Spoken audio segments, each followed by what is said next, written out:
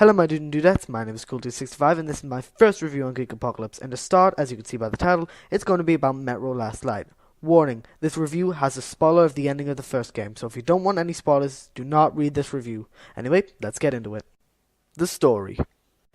Metro Last Light is a direct sequel from Metro 2033 and is based on a series of novels called, Metro 2033 and Metro 2034. Where at the end of the first game, you, Artyom, are on a quest to exterminate the Dark Ones, a mysterious race of creatures that are thought to be these tall, evil creatures that you find out aren't so evil, just as you set a missile to destroy their hive. The game is set 1 year after the events of the first game, where you wake up to one of your friends who helped restore power to D6, a big generator that helps power the entirety of the Metro system. And he tells you that he saw a baby Dark One, so you take this chance to go tell the other Rangers about this, but they think you're stupid and that it can't possibly help.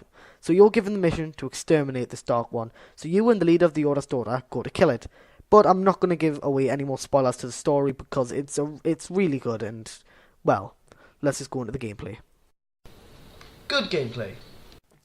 Metro Last Light's gameplay is a mixture of action and stealth, where you can choose to go through the game either stealthily or just go around killing everyone. It is possible though to go through the game without killing anyone.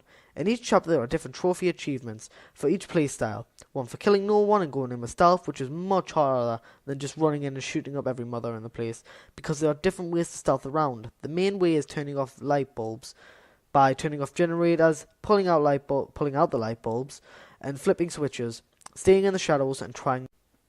A feature that was in the first game returns in this one, which is a morality system. You improve this by doing good deeds like giving people military-grade rounds, which are the currency in the game, which can also be used as extra damage clips, or to buy things in the Metro like ammo and guns. Or in one instance, there was a boy who lost a teddy bear, and if you wagered your money on a minigame 3 times, you get the teddy bear, you return it to the boy and get a white flash, indicating something in your morality meter has changed.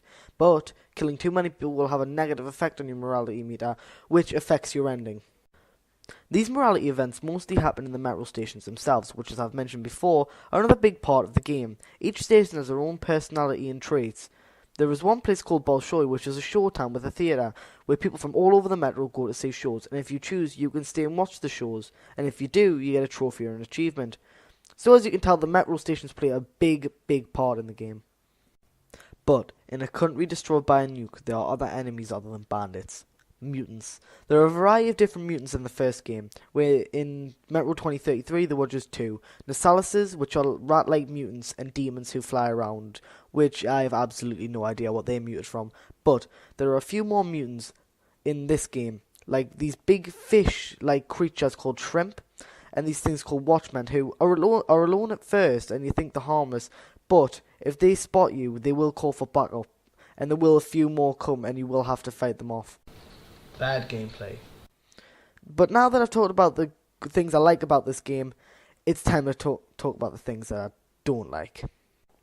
The first thing I'd like to bring up is that this game feels a bit different to the first game, one being combat. In the first game, stealth was not that much of a big deal, but it was needed at times because ammo and weapons were very scarce, and it was a survival horror game. But in this, I had no difficulty finding ammo, and I was always stocked up, even when I got caught 3 chapters in a row, and I used quite a lot of my ammos to fight me way out. I was always stocked up and never had to buy ammo from the Metro stations. So this game really made it too easy for me, because when I did get caught, it was because I did something stupid, like running in front of somebody by accident. Because that's another problem with the game, is the AI. You could be standing right next to somebody and they wouldn't even see you. Quite a minor detail even, but the more of these little details, the easier the game gets for me. Also, at 1 or 2 parts in the game, you get these weird powers that just don't work properly. What it does is, it lets you have the ability to see enemies through walls. This would be good, but there's no ability to turn it off. So when you think you're shooting at the enemies, you're actually shooting at a wall, which when you're getting shot at isn't the greatest feeling when you figure out whatever's in front of you. My final verdict.